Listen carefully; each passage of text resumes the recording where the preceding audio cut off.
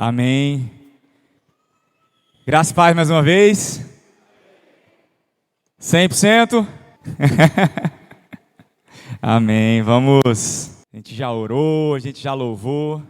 Vamos compartilhar um pouco da palavra do Senhor nessa noite. Hoje nós vamos ter uma conversa aqui a respeito de alguém muito conhecido. Ou não, né? Nós vamos, para quem é conhecido, nós vamos trocar algumas ideias a respeito dele. Para quem não é conhecido, eu vou tentar ser o mais didático possível para que você possa conhecê-lo. Amém? Ô misericórdia. Amém. Nós estamos continuando a nossa série de mensagens sobre Deus que nos abençoa nas nossas.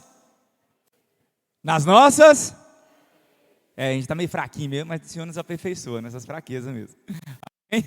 Nosso texto base está em 2 Coríntios 12. Vamos ler o texto? Abre aí, 2 Coríntios, capítulo 12. Todo mundo encontrou aí? Quem encontrou, fala assim, amém. Quem não encontrou, fala EBD. Então tá bom. Mas tem um telão ali para ajudar, né? Tecnologia ajuda demais. Mas ele disse: minha graça é tudo o que você precisa. Meu poder opera melhor na fraqueza. Portanto, agora fico feliz de me orgulhar de minhas fraquezas, para que o poder de Deus opere por meu intermédio. Por isso aceito com prazer fraquezas e insultos, privações, perseguições e aflições que sofro por Cristo. Isso é Paulo falando. Pois quando sou fraco, então é que sou forte. Isso é Paulo escrevendo aos irmãos de Coríntio. E nós vamos, baseado nesse tema, conversar um pouquinho hoje a respeito de Davi. Quem conhece Davi? Quem conhece a história de Davi? Eu vou falar no Davi, né? Geralmente quando a gente pensa em Davi, a gente pensa no quê? A gente pensa na pedra, né? A gente pensa num gigante. Eu vou dar uma contextualizada em vocês em Davi, mas antes eu vou ler alguns textos que se encontram lá no Antigo Testamento. Lá em Samuel. 1 Samuel, capítulo... Eu vou ler 3 versículos. Capítulo 16, versículo 7. Capítulo 17, versículo 42. E Salmo 51, versículo 10. Então, 1 Samuel, capítulo 16, versículo 7, diz o seguinte: porém o Senhor disse a Samuel: não olhe para a sua aparência, nem para a sua altura, pois eu o rejeitei, porque o Senhor não vê como o ser humano vê. O ser humano vê o exterior, porém o Senhor vê o coração. 1 Samuel, capítulo 17, versículo 40, diz o seguinte: o filisteu olhou e vendo Davi o desprezou, porque era um moço ruivo e de boa aparência. Salmo 51, 10, diz o seguinte: cria em mim, ó Deus, um coração puro, e renova dentro de mim um espírito inabalável. Aí a pergunta que você faz assim, o que tem a ver um texto com outro? Aí eu falo para você, boa pergunta. Vamos entender. Amém? Quando a gente pega a Bíblia é dividida em duas grandes partes. Qual que é, jovens? Novo Testamento e... Amém. Ó, vamos lá, estamos afiados. O Novo Testamento, ou o Antigo Testamento, começa onde? Começa lá em Gênesis. Gênesis começa ali, ó. A gente, com os jovens aqui, a gente dividiu a Bíblia em 12 eras. Começando com a era da criação. Aí tem a era da criação, que Deus vai e cria o mundo, e o pecado entra no mundo, depois vem o dilúvio, depois vem a Torre de Babel. A gente terminou Gênesis, capítulo 1 até o capítulo 11. Depois começa, que a gente chama, no nosso estudo ali, a era dos patriarcas. Aí nós temos Abraão, Isaac, Jacó, José, né? Judá, os 12 filhos de Jacó. Eles vão lá, termina o livro do Gênesis com eles lá no Egito. Todo mundo em paz no Egito. Olha que delícia. Aí começa a era que a gente chamou a era do Êxodo. Lá no Egito, tá lá todo mundo lá. Chega, lá em Gênesis, chega Jacó, seus 12 filhos, sua família, aproximadamente umas 70 pessoas. Aí quando chega no Êxodo, começa o Êxodo, ele sai de lá 600 mil homens, sem contar mulher e criança. Então devia ter umas 2 milhões de pessoas lá. Mais ou menos assim, ó. Entra uma família com 70 pessoas, 400 anos depois sai Goiânia. Imagina. E saiu. Era do Êxodo. Aí eles vão, passam ali pelo deserto e tal. E o pastor trouxe para nós que é a história de Moisés. Vocês lembram? Quem estava aqui no domingo passado, Moisés, abriu o mar vermelho, o Senhor se aperfeiçoando nas fraquezas de Moisés. E continua. Moisés morre. E vem, gente. Depois que Moisés morre. Opa, Josué. Aí Josué entra na história. Josué lidera o povo. Josué lidera o povo, não é? Jacó, nós estamos lá em 12 filhos ali. Jacó, vamos lá, hein? Jacó, 12 filhos, 12 tribos de Israel. Depois Moisés, depois Josué. Aí Josué conquista a terra prometida. E Josué vai, luta ali, derruba as muralhas de Jericó. Quem lembra das muralhas de Jericó? Derruba ali as muralhas de Jericó, ali com o povo, e o Senhor com eles, e tal. Depois entra a era, essa era a gente chama de era da conquista. Depois entra a era dos juízes. Josué morre, Israel é guiado por juízes. Quem lembra do nome do juiz famoso aí? Quem? Um juiz bem famoso ali no Antigo Testamento, no livro dos Juízes.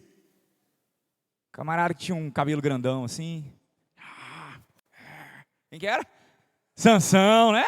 Sansão, Jefté, Débora, ó. Um monte de juiz. E a era dos juízes, ela é marcada por alguns momentos de altos e baixos. O povo desviava do caminho do Senhor, vinha uma nação, dominava aquele povo, aí o povo lembrava do Senhor, levantava um juiz, esse juiz julgava o povo, enquanto esse juiz estava vivo, o povo estava bem, aí o juiz morria, o povo esquecia de Deus, e esse ciclo, tá na era dos juízes. O último juiz foi quem? Samuel. Samuel foi o último juiz. Aí Samuel tá lá, velhinho já, chega o povo nele e fala: Samuel, pensa no seguinte, a gente não quer mais você, a gente quer um rei. Todo mundo tem rei, todas as nações aqui do lado tem rei, a gente não tem rei, só tem você aqui guiando a gente e tal, tá bem, mas seus filhos não é bom igual você não, então a gente quer um rei. Aí, mas assim, como é que vocês rejeitam eu? Aí Samuel vai orar para Deus: oh Deus, o povo está me rejeitando. Aí Deus fala: Samuel, fique em paz, eles não estão rejeitando você, estão rejeitando a mim, eles querem um rei, eles vão ter um rei. E eles têm o primeiro rei. Qual que é o nome do primeiro rei? Saul. E Saul é o primeiro rei de Israel. Gente, a gente fez um spoiler aqui agora, ó, de Gênesis até 1 Samuel, ó. Já foi ali 5, Josué, Juízes, Ruth. Já foi, ó, 9 livros da Bíblia, assim, ó. Aí chegou ali 1 Samuel agora. Aí é onde a gente leu. Aí o primeiro rei de Israel é Saul. Saul começa bem e tem um momento que Deus rejeita Saul, porque Saul começa a ficar achando que podia por ele mesmo, começa a ficar soberbo, começa a fazer o que Deus não mandou fazer. Aí Deus fala para Samuel: Samuel, ó, rejeitei Saul, já escolhi outro. Aí o Samuel gostava do Saul, gente. Samuel, ó, e o Saul, eles eram parça. Era gente assim, ó, um com o outro, assim, tal. Aí Samuel: mas Senhor, mas faz o seguinte, desce lá na casa de Jessé, e você vai ungir um dos filhos dele. Jessé era um camarada lá de Belém. Ó, Belém, esse nome aí, ó. Lá de Belém. O Jessé era de lá. E o Jessé tem um bocado de filho. Ele tem 8 filhos. E um deles você vai ungir como rei. Aí o Samuel chega lá na casa do Jessé e fala: Jessé, seguinte, eu vim aqui para eu quero conhecer os seus filhos ali. Ele conversa com Jessé, fala o que o Senhor falou para ele. Aí Jessé apresenta os filhos.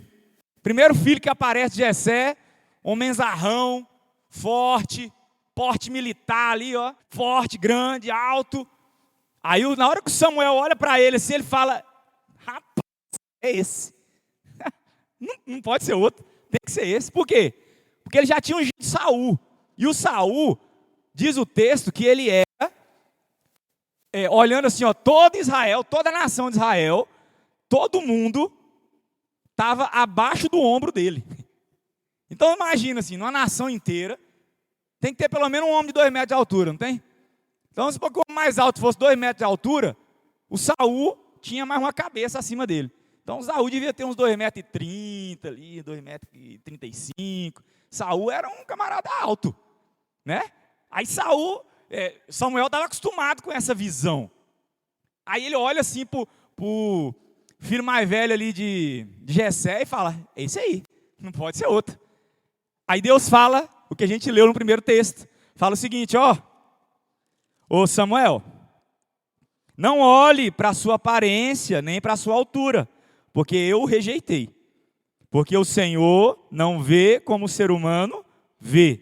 O ser humano vê o exterior, porém o Senhor vê o coração. Aí vem o outro filho dele, vem o outro. Aí passa todos os filhos de Jessé, aí nenhum. Aí o Samuel não entende nada, fala: rapaz, mas não tem mais ninguém não, ô Jessé? Porque Deus não ia mentir para mim. Deus não ia falar mentira para mim. Não tem mais ninguém não? Aí Jessé: tem. Tem um moleque. Tem um menino. Ele está lá no campo. Está lá no campo cuidando das ovelhas. Aí o Samuel fala assim, ó: chama ele, que enquanto ele não chegar, a gente não come. E é interessante que a gente fala: é um menino, mas é um menino mesmo, gente. O Davi ali devia ter entre 12 e 13 anos no máximo. Louco isso, né? A gente sempre imagina o Davi velho já. Mas o Davi, quando ele foi ungido rei, ele tinha de 12 a 13 anos, olha só. Às vezes a gente subestima os nossos jovens, né? A gente subestima os nossos adolescentes. A gente não quer trazer responsabilidade para eles. Mas o Senhor chama é novo mesmo, gente. E ele vai ali e pega ali Davi, unge Davi, e Davi ali é ungido rei. Pronto. Tudo bem aí? Até aqui tudo bem? Deu para entender até aqui? Então tá. Aqui eu aprendo a primeira lição que eu quero refletir nesse texto. A primeira lição que eu quero refletir é que o Senhor, Ele usa os improváveis. Ele usa eu. Olha só. Usa eu, gente. Usa você. Eu nasci com o pé torto, gago. E o Senhor usa. Eu lembro que eu era pequeno, aprendendo a tocar violão e tal. Aí eu lembro que hoje eu olho e falo assim: rapaz, mas o Senhor usava. E eu lembro que eu aprendendo a tocar contrabaixo. Imagina, contrabaixo. Eu puxava as cordas assim, ó. Aí a irmã Ediralda, que é a esposa do pastor, que me ensinou a tocar violão, inclusive, ela chegava, não, botava a gente para tocar. Botava a gente lá na frente. Aí tinha uns irmãos na igreja que falavam assim: não, esses meninos, tudo ruim, fica puxando, puxando esse contrabaixo, né? Só que aí, o que eu aprendi? Eu saía, gente, sábado não tinha culto na igreja. Aí eu saía de bicicleta, procurando uma igreja que tinha culto e não tinha ninguém tocando. Aí eu entrava lá, e sentava lá atrás com o violão. Como os irmãos do bairro tudo me conheciam, falavam: ô irmão, você toca violão? Toca, então vem tocar aqui pra gente. Aí eu sentava lá e ficava tocando. Aí hoje eu olho e falo: rapaz, o Senhor me usava ali, na minha fraqueza, na minha debilidade ali, na minha dificuldade, no meu tom do contrabaixo, mas o Senhor usava. O Davi aqui, do mesmo jeito, o Davi aqui era um moleque. 12, 13 anos. Quem olhar, o pai dele nem lembrava dele, gente. Tem uma linha teológica que diz que ele era até um filho bastardo, mas não vamos nem entrar nesse mérito. Mas só dele ser novo, geralmente os mais novos, a gente nem lembra dele, não, nem lembra. Quem que é esse menino? E é muito interessante que logo depois aqui, depois desse texto que Davi é ungido rei, ele é ungido por Samuel, rei. Só que ficou ali. O Saul continuava sendo rei. Inclusive, um capítulo depois, Saul, um espírito maligno, se apodera de Saul. E quem que vai expulsar o demônio de Saul cantando? O Davi, tocando harpa. Chamou o Davi, o arpista, para ir tocar a harpa e acalmar os ânimos de Saul. Pensa. Rebeca, primeira sessão de musicoterapia. Aí ele ia tocando ali para acalmar, expulsar o demônio de Saul. E o Saul, ele estava lá, como rei ainda, Davi, lá tocando a harpa, expulsando o demônio dele. De vez em quando Saul lançava uma lança lá enquanto estava endemoniado, Davi dava uma desviada, e era assim. A gente às vezes imagina quando Deus fala com a gente, quando Deus toca o nosso coração, que Deus nos chama todos os dias, né? O pastor fala assim, agora você vai começar um PG lá na sua casa. Aí você fala, opa, então vai bombar. Vai vir 50 pessoas nesse PG aqui, nós vamos multiplicar em 3 meses e tal. Aí o primeiro dia vai 30. Aí você, opa, segundo dia vai 2. Aí você, uai, o que aconteceu? O que eu estou fazendo de errado? Não é assim. Não é, pum. Davi, quantos anos Davi tinha quando foi ungido rei ali? 14 no máximo ali, de 10 a 14 anos. Sabe quando que Davi foi sentar no trono? Com 30. Com 30. Então foi 15 anos ali. Eu vou contar um pouquinho da história de Davi. A história tá boa?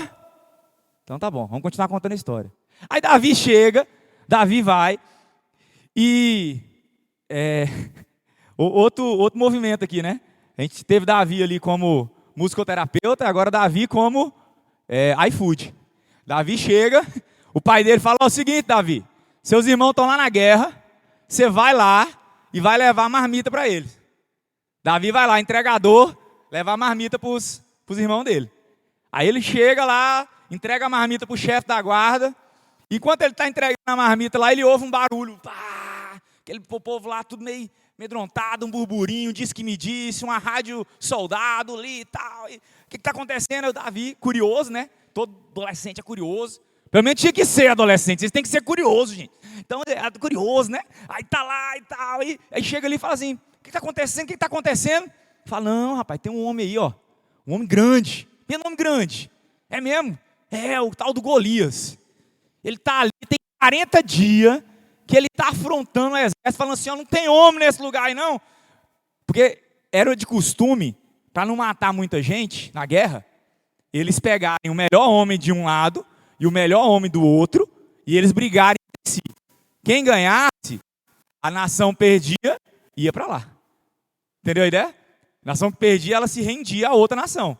Era um costume em alguns momentos de guerra, eles faziam isso para poupar gente, para matar muita gente e tal. Então, aí eles vieram e trouxeram essa. Falaram, não tem homem aí não, Israel? Tem homem Israel para enfrentar o nosso gigante, não? Eu quero, 40 dias, cadê? Quero vir alguém aqui para me enfrentar. Ganhou de mim, a gente se rende. Eu ganhei de vocês, vocês se rendem. Aí pensa. O texto fala que ele tinha aproximadamente 2,90 metros. Não era tão alto não, né? Pensar que o Saul tinha 2,40 metros, dava meio metro de diferença assim, ó. Dava roxo, né? Quem assiste MMA aí, de vez em quando dá uns arroxos assim, uns baixinhos lutando com os grandão, né? Então dava roxo, mas o Saul não quis enfrentar, não. Ninguém quis enfrentar. E Davi tá lá passando lá no meio do arraial e o que aconteceu? E não, é o seguinte, ó, quem enfrentar esse gigante aí, quem ganhar desse gigante, o rei falou o seguinte, vai dar a filha dele em casamento e o pai, a família vai ser isenta de imposto o resto da vida. O Davi, uai, não é ruim não. proposta não é ruim, não. Vamos que vamos. Aí Davi chega lá e olha e pergunta para um, pergunta para outro. E aí, o que acontece? É assim mesmo, é assim mesmo, é assim mesmo. O irmão dele olha para ele, rapaz, o que você está fazendo aqui? Quer ser enxerido, vai embora para casa. Davi vai e chega lá e fala, chega diante de Saul. Fala, Saul, é o seguinte, tem um homem que quer enfrentar esse gigante. É mesmo quem? Sou eu. É eu. Eu quero enfrentar ele. Falo, rapaz, mas você não tem nem tamanho de gente. Né? Você não vai dar conta, não. Aí o Saul fala assim, não vai. Falou, eu vou. Porque esse homem, ele não está afrontando a mim. Ele está afrontando o Senhor dos Exércitos. Ele é um incircunciso. Ele está ali, ó, ele está afrontando o Senhor dos Exércitos. Não dá. Não pode. Davi estava com a santa indignação. Ali assim, ó, não é possível que esse homem está afrontando o Deus Todo-Poderoso dessa maneira. E ele chega e Saul fala o seguinte, ó, não, beleza, você vai, mas você veste as minhas armaduras aí, para pelo menos você não ir nu desse jeito, né? Aí ele veste a armadura de Saul, fica lá assim, fica meio assim, aí ele vai tentar andar, não consegue e tal, aí fala, não quero saber disso aqui não, tira. Às vezes a gente tenta vestir coisas que não é da gente. Muitas vezes a gente olha assim um pro outro e fala, nossa, mas fulano canta tão bem, eu queria cantar igual. Fulano prega tão bem, eu queria pregar igual. Às vezes a gente se espelhar no outro, às vezes a gente, não é ruim, mas qual a ferramenta que Deus te deu? Qual foi a ferramenta que Deus te deu? Segunda lição que eu aprendo aqui com a vida de Davi, é que Deus, ele transforma a nossa fraqueza em força. E ele não depende dos nossos recursos. O Senhor usa o que a gente tem. O que é que o Moisés tinha? Um cajado, não era? Deus fala, o que é que você tem, Moisés? Ele fala, eu tenho um cajado, então usa o seu cajado. Quando o pastor estava pregando sobre Moisés, eu fui ler o texto de novo. Todas as pragas ali, ele usou o cajado. Ele usou o cajado para tocar ali, aí às vezes ele entregava o cajado para o Arão tocava, era sempre o cajado. Deus vai usar o que você tem. Deus vai usar o que você tem. O que eu sei fazer de bom? Eu sei falar, então fala. Não, eu sou acolhedor, então acolha a gente na sua casa. Não, eu sei cantar, então cante. Não sei fazer nada, sabe? Encontre. Não, o que eu sei fazer? Eu sei orar, então ora. Eu sei fazer, você sabe ler? Sei ler, então leia. Eu não sei nem ler, mas sabe ouvir? Sei ouvir, então ouça. Às vezes a gente fica querendo a armadura do outro. A gente fica querendo o que o outro tem, sendo que Deus já nos deu muita coisa. Amém por isso? Ô misericórdia. A gente aprendeu isso com o Valdir aqui, ó, fazer uma autoanálise, né? Fazer aqui, peraí, analisar a mim mesmo aqui. O que você tem? O que você tem, gente? O Senhor, Jesus traz uma parábola dos talentos, né? Para um ele deu 1, para um ele deu 2, para outro ele deu 5. E às vezes a gente acha porque tem 1, a gente não precisa usar. A gente subestima aquele 1 que Deus nos deu.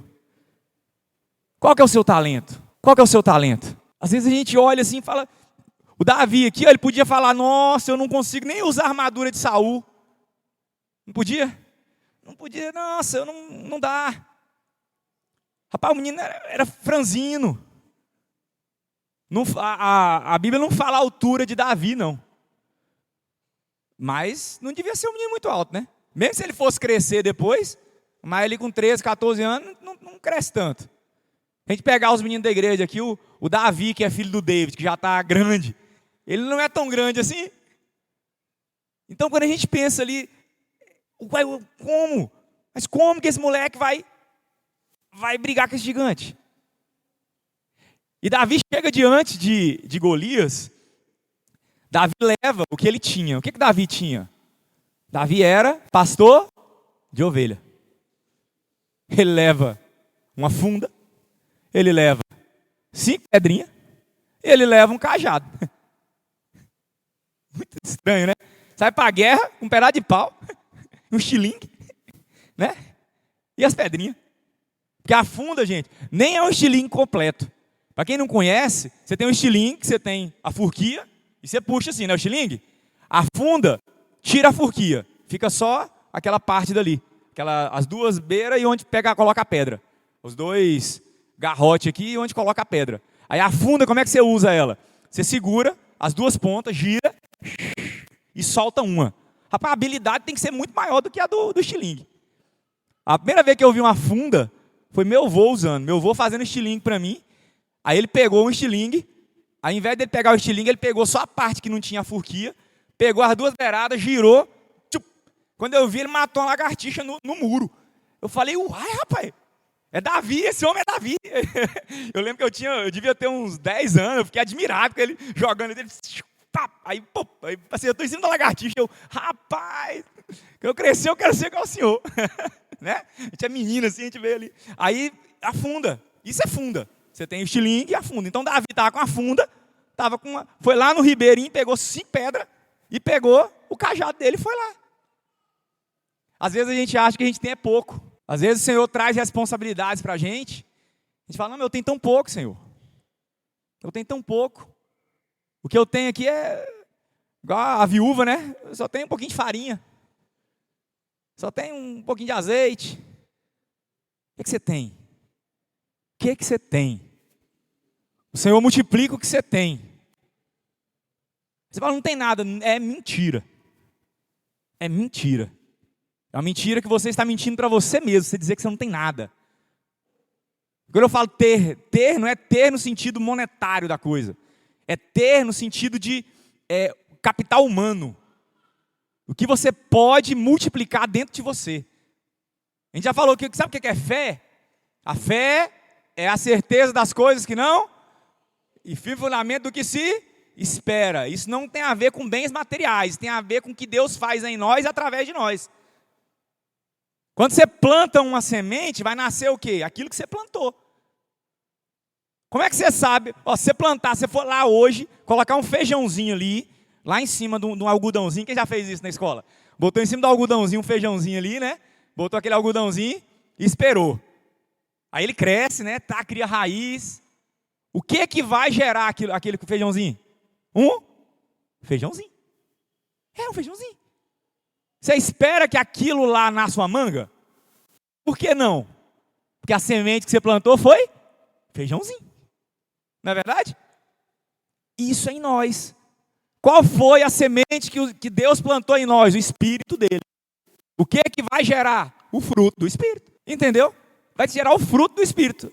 Aquilo que Deus plantou em mim foi o Espírito. Então, que vai gerar o fruto do Espírito. Se o fruto que está gerando é diferente, alguma coisa está errada no meio do processo. Pode acontecer do fruto não estar tão maduro. Né?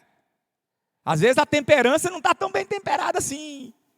Às vezes a longanimidade não está tão longa assim. Mas é porque o Senhor vai aperfeiçoando, né? Em nós. A gente vai, igual a aurora, a luz da aurora, vai brilhando, brilhando, até ser dia perfeito. Isso é nós. Então, o que você tem? Fica essa pergunta, o que você tem? E o Davi chega lá e tem o quê? Tem as pedrinhas. Aí ele chega diante do Golias e fala assim, rapaz, você está enfrentando é Deus, rapaz. Não é eu não.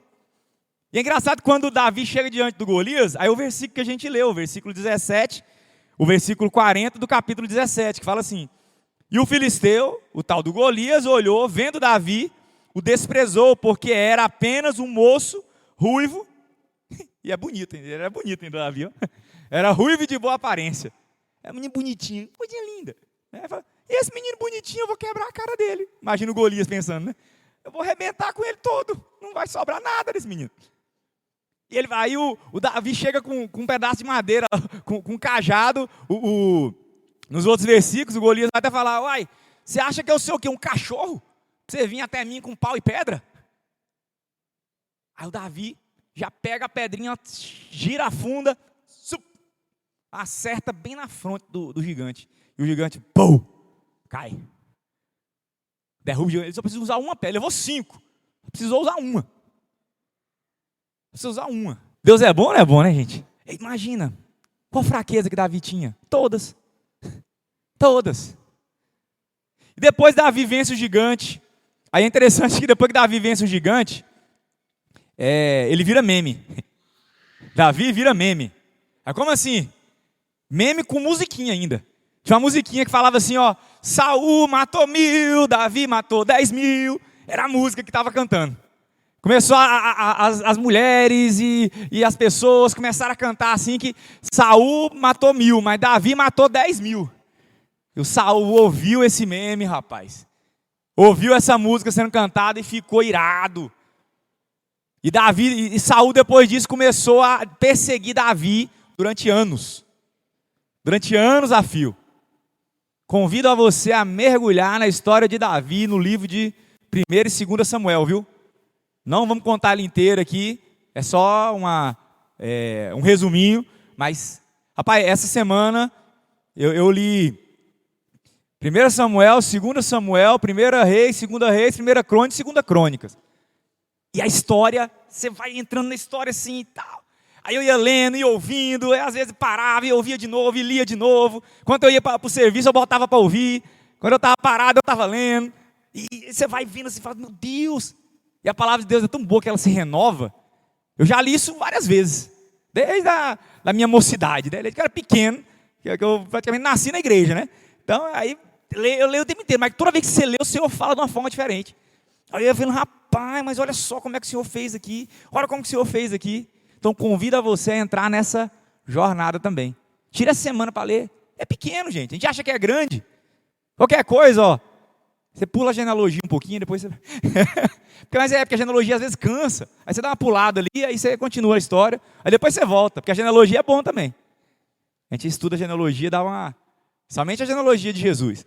Mas, fecha parênteses, voltando para cá, o Davi... ele sai dali, foge de Saul e tal, até que Saul morre e Davi assume o trono. Olha que lindo. Davi agora, rei de Israel, estava lá, o Senhor tirou ele lá de trás das malhadas e Davi agora está no trono, conquista muitas coisas, e conquista vários lugares, e conquista ali nos filisteus, e conquista ali nos amonitas, e tá. Aí o texto fala que no ano dos reis irem para a guerra, Davi fica em casa à toa. Versão Valmir, revista atualizada. Eu estou atualizando aqui, mas o texto não é exatamente assim, mas ele diz isso. Eu estava lá, Davi, no tempo dos reis irem para a guerra, Davi ficou em casa. O texto fala assim, Davi ficou em casa. Aí ele ficou em casa lá, olhou pela janela, viu uma mulher tomando banho. Aí ele olha ali e fala assim, quem é aquela mulher? Não, é a esposa do Urias. Aí o Davi traz para cá. E Davi fica com aquela mulher, descobre que ela está grávida, e aí ele vai e chama Urias.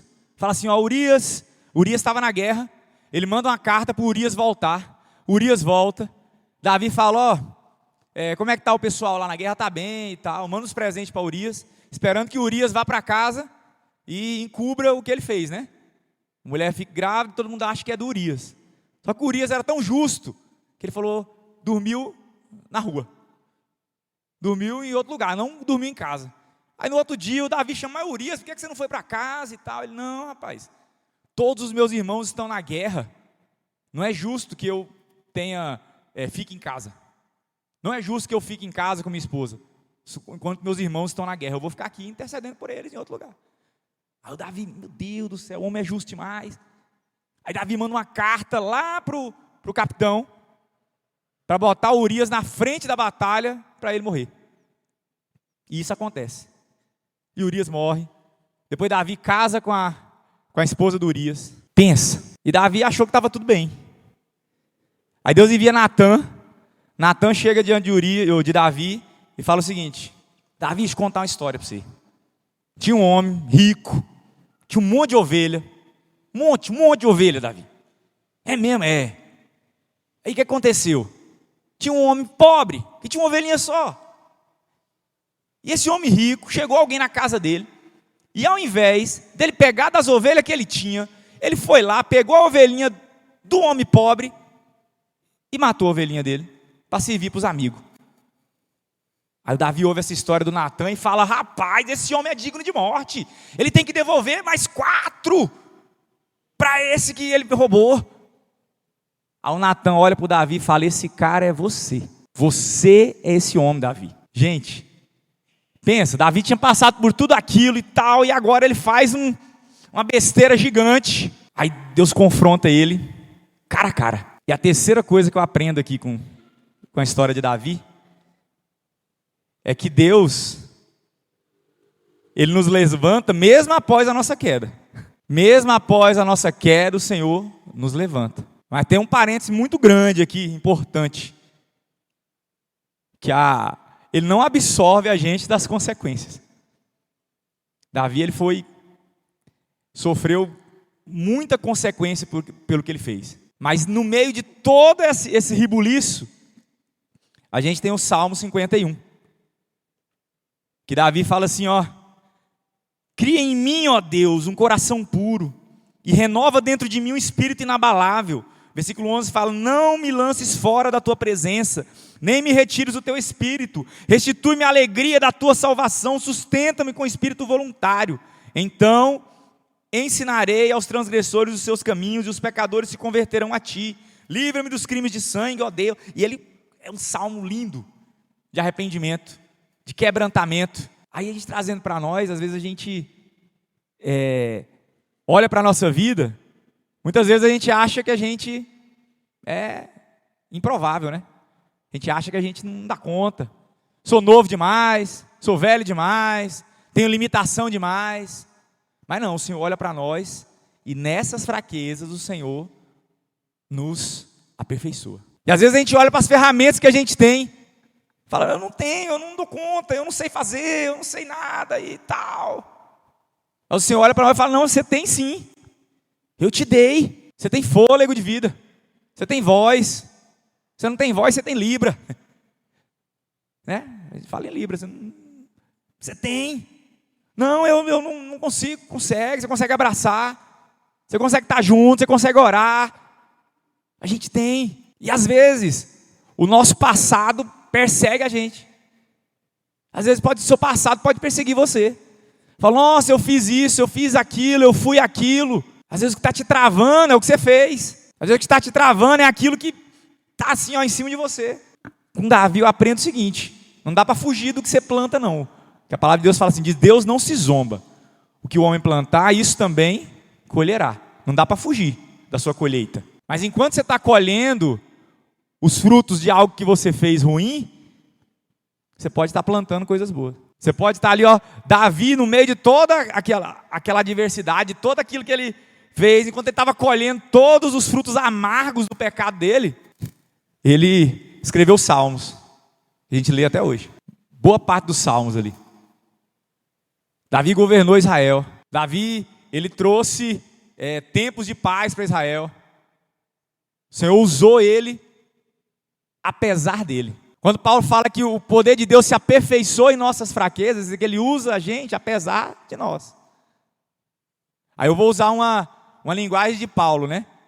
Então, sabendo que o Senhor aperfeiçoa nos meus pecados, nas minhas fraquezas, inclusive quando eu peco, então eu vou pecar mais? De maneira nenhuma.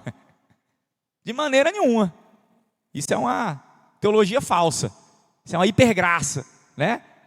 Não. O Senhor fala para a gente santificar, para a gente nos purificar, para a gente estar diante dele. Mas às vezes, pensando nisso, a gente fala: não, mas e o que eu fiz? Aprendo com Davi que o Senhor continua se aperfeiçoando em nossas fraquezas.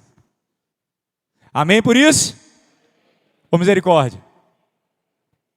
E quando a gente vem para essa história de Davi aqui, a gente vê que ela se repete em vários personagens bíblicos, né?